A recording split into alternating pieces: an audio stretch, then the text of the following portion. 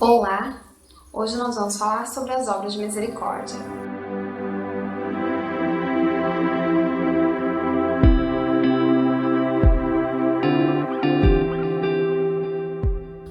Bom, nós temos entrada no dia 8 de dezembro, no ano da misericórdia, né? Que foi quando as portas se abriram, a porta da misericórdia se abriu em santuários, em catedrais, né? De todas as cidades do mundo. Esse ano, ele é um ano de graça para todos nós. No entanto, ainda existe uma certa dificuldade em entender, afinal, qual é o benefício de termos um jubileu, né? Fica muito claro pela carta que ele escreveu, que eu vou colocar o link aqui abaixo, e também pelo que ele pediu na carta, que o que ele quer é que todos os cristãos católicos se tornem sinais da misericórdia de Deus. Eu acho que esse é o ponto mais importante da carta, porque ele frisou muito a questão da prática das obras da misericórdia.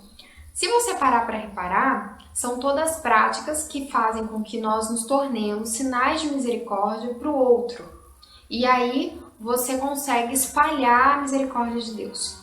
No entanto, para que isso se torne possível, é necessário que haja uma união de todas as almas com a misericórdia de Deus. E aí vem o primeiro ponto. Hoje a gente vai falar de dois pontos, duas partilhas que eu quero fazer, mas a primeira partilha é em relação à consciência da misericórdia de Deus. Essa semana eu até coloquei um post no Facebook sobre a questão da misericórdia, né? No Diário da Misericórdia, Santa Faustina escreve que o que Jesus falava para ela, né? E diversas vezes ele escreve que o que mais fere o coração dele é a descrença na bondade e na misericórdia dele. Então, fere o coração dele quando uma alma eleita, que é como ele chama, né? Os eleitos, não dão crédito à bondade dele e à misericórdia dele. E muitas vezes a gente faz isso, né? A gente não acredita de todo o coração na misericórdia de Deus. É estranho isso, mas é muito mais cômodo às vezes, e a maioria de nós tem uma imagem de um Deus julgador. E temos uma dificuldade com o Deus de misericórdia. E quem tem a ideia do Deus da misericórdia tem uma ideia um tanto deturpada, que é aquele Deus que tá tudo bem, tá tudo legal. Então, é uma discrepância tão grande da imagem de Deus que eu acredito que esse ano da misericórdia ele foi também inspirado nisso, para dar uma purificada nessa imagem particular que cada um de nós tem de Deus, né? E colocar uma imagem real de um Deus que tem misericórdia, mas que também é juiz, pode fazer tudo primorosamente e com toda a perfeição. Ainda nesse primeiro ponto, é importante lembrar que não só ele diz que a desconfiança das almas eleitas fere o coração dele, não no sentido de não acreditar nele, é no sentido de não se doar totalmente, é no sentido de reter a graça.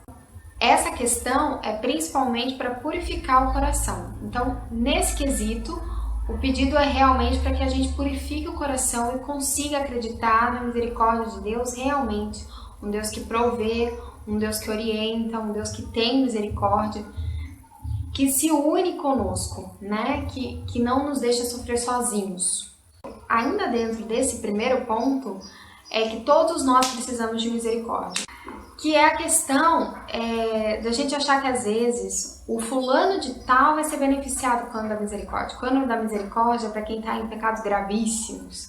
Que o ano da misericórdia é para quem está afastadíssimo da igreja.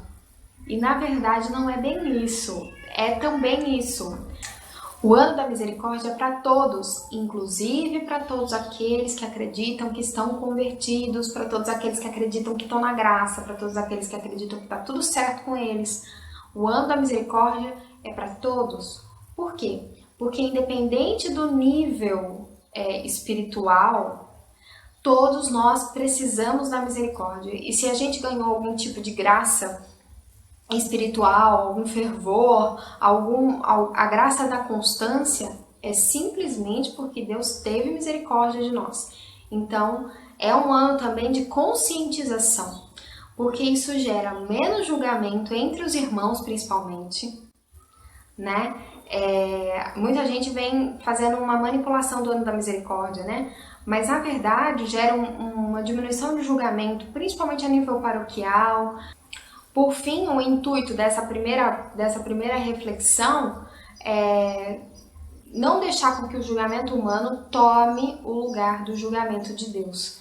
Então, o principal dessa primeira conscientização da misericórdia é isso.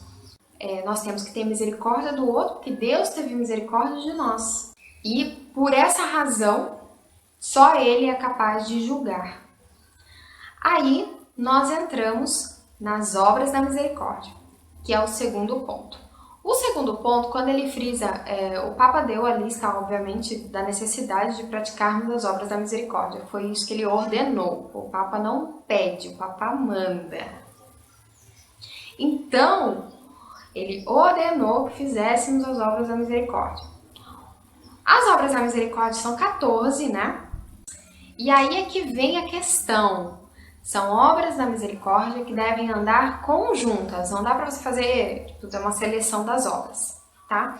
Então, as obras são importantes porque em Apocalipse está escrito que as obras irão à nossa frente diante de Deus em julgamento. Então, as obras testemunharão. Então, o que o Papa quer hoje é extremamente benéfico lá na frente, quando nós formos nos apresentar diante de Deus, né? Então, é como se fosse um treinamento mesmo. É isso que ele quer, é fazer um ano de treinamento para que nós possamos viver todos os próximos anos fazendo a mesma coisa, que são as obras da misericórdia.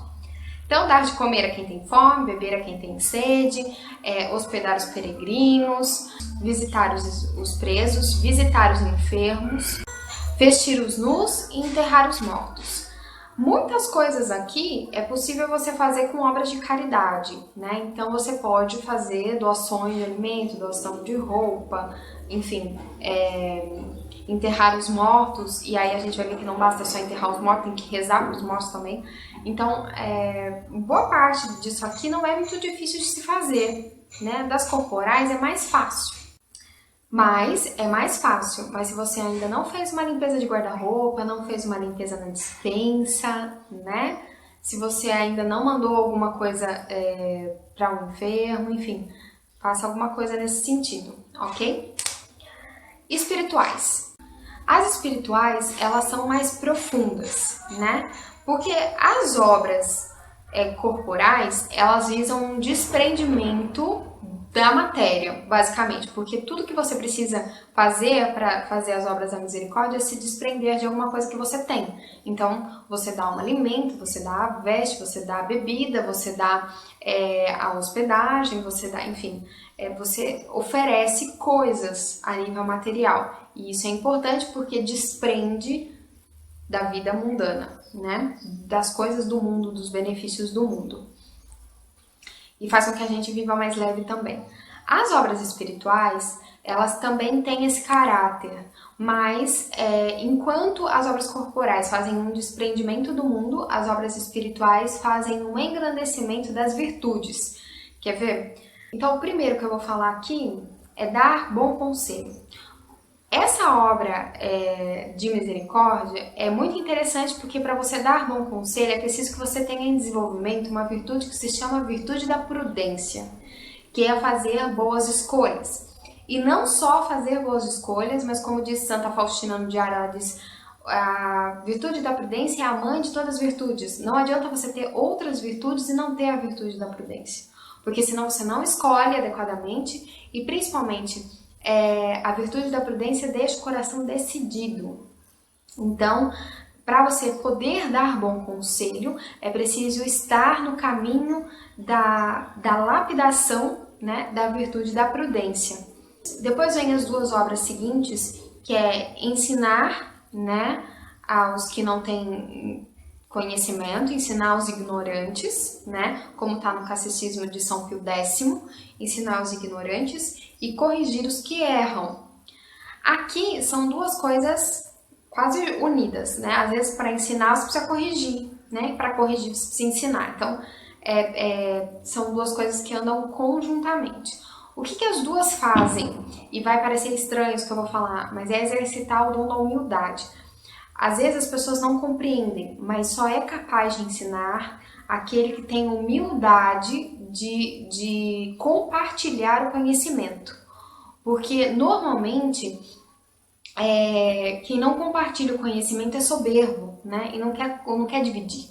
Então a humildade, ela gera esse compartilhamento de conhecimento e também gera essa necessidade de fazer uma correção fraterna. Então essas duas obras exercitam a humildade de compartilhar e também exercita o não julgamento, né? Que é quando você corrige a pessoa. Depois vem consolar os aflitos, né? Que você pode fazer com orações. Então é possível orar pelos aflitos e não só consolar presencialmente, mas também por oração. Perdoar as injúrias. É um ano propício para dispensar perdão. É preciso fazer uma análise das pessoas que já passaram pela sua vida, das pessoas que estão na sua vida e que você precisa constantemente perdoar essas pessoas, principalmente as que já passaram, porque isso gera um peso na vida, né? Tem pessoas que passam o presente se lamentando das injúrias que receberam no passado e acabam não vivendo o presente que Deus deu hoje. Aí nós temos as duas últimas, que é sofrer com paciência as fraquezas do próximo, isso também diminui os julgamentos. E por fim, uma que vai fazer uma diferença fundamental no dia a dia, no cotidiano de oração, todas fazem, né? Mas essa acho que faz um pouco mais, que é rogar a Deus pelos vivos e pelos mortos. Nessas duas questões nós temos a Santa Missa, que roga a Deus pelos vivos e pelos mortos, então é um pedido a fazer um comprometimento com a missa, e também é um pedido para as orações às almas do purgatório, principalmente. Então, de uma forma geral, a igreja militante perdeu a tendência, o hábito, o santo hábito de orar pelas almas do purgatório e oferecer os pequenos sacrifícios pelas almas do purgatório. E por que isso é tão importante? Eu acho que eu já falei isso em algum outro vídeo, mas isso também é dito na catequese, então você já deve saber disso. O purgatório fica na Jerusalém Celeste, então já fica no céu. Essas almas estão fazendo uma expurgação de manchas que o pecado deixou para que possam se apresentar diante de Deus. Então as nossas orações aceleram essa purificação para que elas possam se apresentar diante de Deus e, o mais importante, para que elas sejam almas que diante do trono de Deus roguem por nós que estamos na igreja militante. Então, orar pelas almas do purgatório é colocar santos no céu. Então, é importantíssimo fazer as orações pelas almas do purgatório. E orar, obviamente, pelos vivos. E aí, dentre os vivos, nós temos uma categoria que precisa de muita oração, que são os padres. No próximo vídeo, se Deus permitir, eu vou falar um pouquinho sobre um dos temas que talvez muitas mulheres desconheçam, que é uma vocação, é um pedido dentro da igreja, que tem super a ver com os padres. Até o próximo, eu espero que você tenha gostado. Compartilhe essa partilha com quem você acha que necessita saber. As pessoas não têm conhecimento do quanto esse ano é importante para nós e, infelizmente, muitos católicos não têm o conhecimento do tamanho da graça que é ter o Jubileu da Misericórdia. Então, vamos fazer a nossa parte. Tchau, tchau, paz e bem.